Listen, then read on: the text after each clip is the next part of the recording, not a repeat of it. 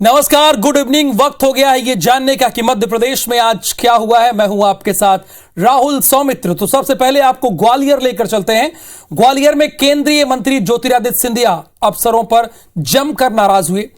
Theme road की बदहाली को लेकर उन्होंने अफसरों को न सिर्फ खरी खोटी सुनाई बल्कि उन्हें जल्द पूरा करने के निर्देश भी दिए।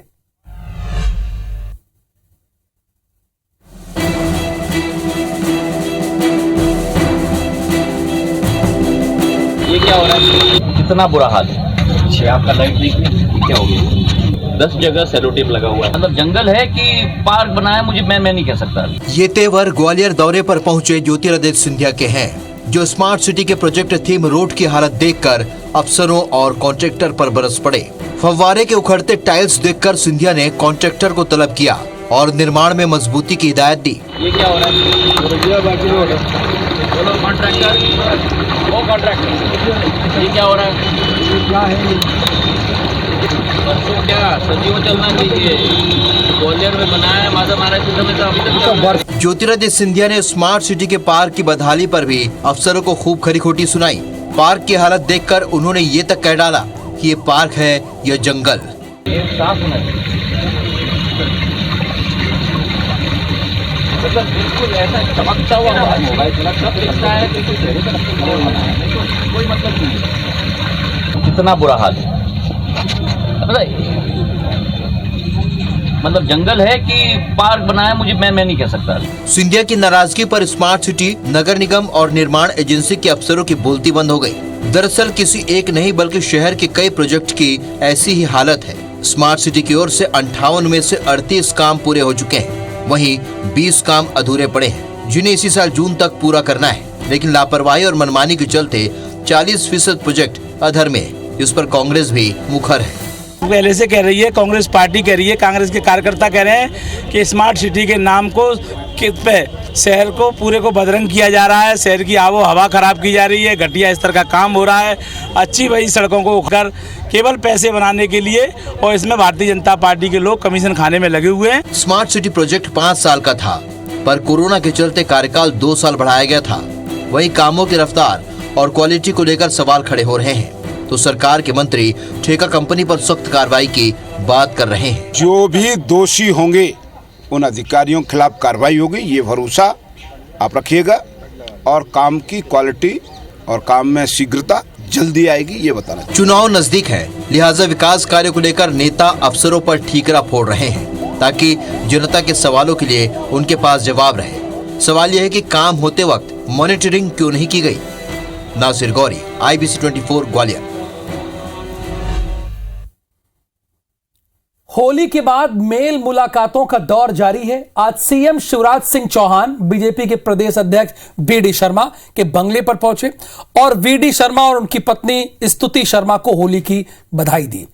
कैबिनेट विस्तार की अटकलों के बीच इस मुलाकात पर सभी की निगाहें और नजरें टिकी हुई हैं। बीजेपी प्रदेश अध्यक्ष VD शर्मा के आवास पहुंचा गाड़ियों का ये काफिला मुख्यमंत्री शिवराज सिंह चौहान का है। VD शर्मा और उनकी पत्नी स्तुति शर्मा ने बुके देकर सीएम का स्वागत किया। बंद कमरे में हुई इस मुलाकात के बाद बाहर निकले सीएम ने कहा कि इसका कोई सियासी मकसद नहीं था और न ही कोई राजनीतिक चर्चा हुई। गुजिया खाई, गले मिले और खूब गप्पे लगाए। अध्यक्ष जी के निवास पर आया हूँ, गप्पे लगाई, बातचीत की, गहन चिंतन किया, गुजिया खाई, चाय भी पी, होली मिली, गले मिले। आज तो कोई राजनीतिक उद्देश्य। सीएम से मुलाकात के बाद VD शर्मा ने कहा कि वो परिवार के मुखिया हैं, लिहाजा शुभकामनाएं देने घर पहुंचे थे। कल रंग बिरंगी होली खेल रहे थे, आज माननीय मुख्यमंत्री जी ने परिवार के साथ उनका स्नेह और आशीर्वाद मिला, एक बड़े भाई के नाते से जो हमेशा उनका स्नेह रहता है। सीएम और संगठन प्रमुख की ये मुलाकात इसलिए भी खास है क्योंकि शिवराज कैबिनेट में फेरबदल के कयास लगाए जा रहे हैं। पूर्व मुख्यमंत्री दिग्विजय सिंह 10 मार्च से 12 मार्च तक बिंद दौरे पर जाने वाले हैं। 3 दिन तक वो इलाके के कांग्रेसियों की बैठक लेकर उनकी नब्ज टटोलेंगे और पार्टी की चुनावी रणनीति बनाएंगे। दिग्गी के इस दौरे पर सीएम शिवराज सिंह चौहान और VD शर्मा ने क्यों तंज कसा है, ये जानने के लिए हमारी आप रिपोर्ट देखिए। पूर्व सीएम दिग्विजय सिंह के 10 से 12 मार्च तक विंध्य दौरे को लेकर खूब चर्चा है। पिछली बार यानी 2018 में विंध्य में कांग्रेस का प्रदर्शन बेहद कमजोर रहा है। ऐसे में दिग्गी का ये दौरा इलाके में संगठन को मजबूत कर ज्यादा से ज्यादा सीटें लाने की रणनीति के तौर पर देखा जा रहा है। दौरे को लेकर सीएम शिवराज ने कहा कि कांग्रेस को कुछ तो करना पड़ेगा। कांग्रेस पार्टी विंध्य पर फोकस कर रही है, 3 दिन तक बैक टू बैक दौरे रहेंगे कांग्रेस पार्टी के। कहीं तो कुछ करना पड़ेगा, उसमें क्या दिक्कत। वहीं बीजेपी प्रदेश अध्यक्ष वीडी शर्मा ने भी तंज कसा है। वीडी शर्मा ने कहा कि अकेले विंध्य का ही नहीं, दिग्विजय सिंह को सभी जगह का दौरा करना चाहिए ताकि जो बची हुई सीटें हैं वो भी बीजेपी जीते। दिग्विजय सिंह जी, मैं तो कहता हूँ अकेला विंध्य का क्यों, सभी जगह का दौरा करेंगे तो और अच्छा होगा। 30 सीटें जीते थे और माननीय दिग्विजय सिंह जी का दौरा और गहराई से हो तो जो 4 बची हैं वो भी जीतेंगे। 2018 के विधानसभा चुनाव में विंध्य की 34 में से 30 सीटें बीजेपी को मिली थी, जबकि कांग्रेस को उम्मीद के मुताबिक नतीजे नहीं मिले थे। सीएम शिवराज सिंह चौहान और पूर्व सीएम कमलनाथ के बीच सवाल जवाब का सिलसिला रुक ही नहीं रहा है, लगातार चलता ही जा रहा है। रोज की तरह आज सीएम शिवराज सिंह चौहान ने वचन पत्र में महिलाओं को लेकर किए गए वादे पर कमलनाथ को एक बार फिर से घेरा है। सवालों की कड़ी में सीएम शिवराज ने कांग्रेस के वचन पत्र के बहाने एक बार फिर कमलनाथ पर हमला बोला। उन्होंने पुराने वचन पत्र का हवाला देते हुए पूछा कि वचन पत्र के रूप में नया झूठ पत्र बनाने का अभियान चल रहा है, लेकिन पुराने वचनों का क्या हुआ। कमलनाथ ने वादा किया था कि बजट में महिलाओं के लिए ओवरऑल बजट का 40% का प्रावधान करेंगे। आपने किया क्या? कमलनाथ जी, आपने वादा किया था कि बजट में महिलाओं के लिए 40% का ओवरऑल बजट का प्रावधान करेंगे।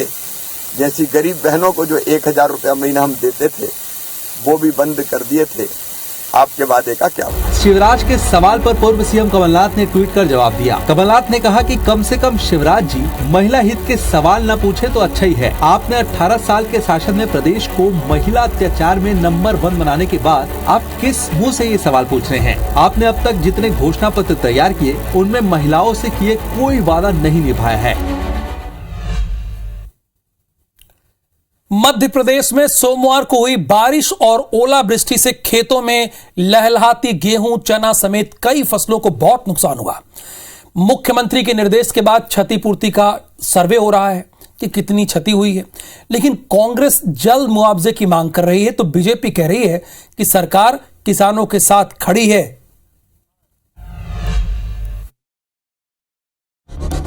एमपी के कई जिलों में ओलावृष्टि से हुए फसलों के नुकसान से किसानों की कमर टूट गई है। मंदसौर में अफीम की फसल प्रभावित हुई है तो रतलाम, रायसेन, धार और बड़वानी में खेत में कटी रखी फसल को आंधी उड़ा ले गई। सीएम के निर्देश पर प्रशासन ने नुकसान का सर्वे शुरू कर दिया है।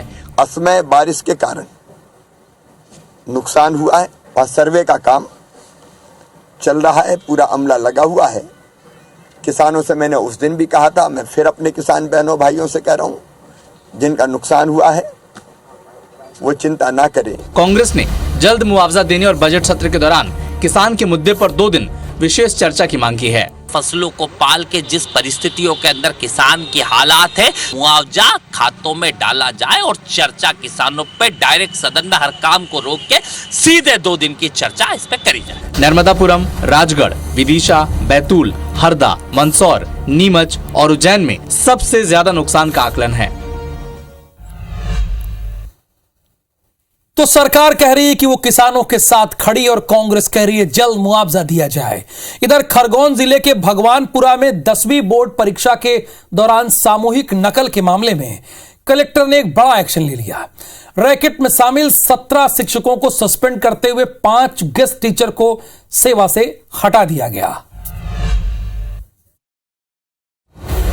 खरगोन जिले के भगवानपुरा ब्लॉक के सिरवेल हाई स्कूल में सामूहिक नकल की इन्हीं तस्वीरों के बाद प्रशासन एक्शन में आया। 10वीं बोर्ड परीक्षा में हुई खुलेआम नकल पर कलेक्टर ने रैकेट में शामिल 17 शिक्षकों को निलंबित कर दिया है। वहीं 5 अतिथि शिक्षकों को सेवा से पृथक कर दिया गया। 17 शिक्षक है और 5 अतिथि शिक्षक है, इन सबको निलंबित किया है और अतिथि शिक्षक के संबंध में सेवा समाप्ति के संबंध में विविध आदेश सहायक आयुक्त जारी किए। दरअसल नकल की सूचना पर कलेक्टर ने एक टीम बनाई थी जो 7 मार्च को हुलिया बदलकर दूसरे रास्ते से सेंटर पर पहुंची, जहां पीछे बैठकर टीचर नकल सामग्री बनाने में जुटे हुए थे। 9 लोगों को सामूहिक नकल कराते पकड़ा भी गया। दूसरे वेश में जब हम पूरे सिरवेल को दूसरी जगह से क्रॉस करके, तो वहाँ पर सुयोजित तरीके से पूरा सिस्टमेटिक मोबाइल जब्त करे, जिनमें पेपर के फोटो थे। कलेक्टर की जांच में खुलासा हुआ है कि रैकेट में भगवानपुरा समेत झिरनिया ब्लॉक के कई सरकारी शिक्षक भी शामिल थे, जो संभवतः परीक्षार्थियों से पैसे लेकर सामूहिक नकल कराते थे। हटा में गैंगरेप और नाबालिगों से यौन शोषण के मामले में आरोपी के घर प्रशासन का बुलडोजर चला। हटा के रने के चर्चित गैंगरेप केस आरोपी कौशल किशोर चौबे के घर विशेष महिला दस्ता ने इस कार्रवाई को अंजाम दिया। हटा की हिम्मत पार्टी रोड पर यह बुलडोजर सरकारी जमीन को कब्जा मुक्त करा रहा है। जमीन पर गैंगरेप और नाबालिगों से यौन शोषण के आरोपी कौशल किशोर चौबे ने कब्जा कर रखा था। यहाँ उसने कच्चा घर बनाकर फसल भी लगा रखी थी, जिसे बुलडोजर ने नेस्तनाबूद कर दिया। अतिक्रमण हटाया है, अतिक्रमण मकान बनाकर और तार फेंसिंग इत्यादि करके किया गया था। ये कार्रवाई हम लोगों ने कलेक्टर महोदय के आदेशानुसार एसडीएम महोदय के निर्देशानुसार संपन्न की है और जो हम लोगों ने अतिक्रमण हटाया है उसकी अनुमानित कीमत लगभग 75 लाख होगी। खास बात यह रही कि अंतर्राष्ट्रीय महिला दिवस के मौके पर पूरी कार्रवाई को महिला पुलिस कर्मियों ने ही अंजाम दिया। बहुत ही शर्मसार घटना थी, जो इस प्रकार का जो अतिक्रमण हटा के समाज में एक मैसेज गया है और कोई इस प्रकार का कृत्य करता है जो अतिक्रमण है उनको तोड़ा जाएगा ताकि घटनाओं पे अंकुश लग सके। आरोपी के कब्जे से मुक्त कराई गई सरकारी जमीन की कीमत 75 लाख रुपए की बताई जा रही है।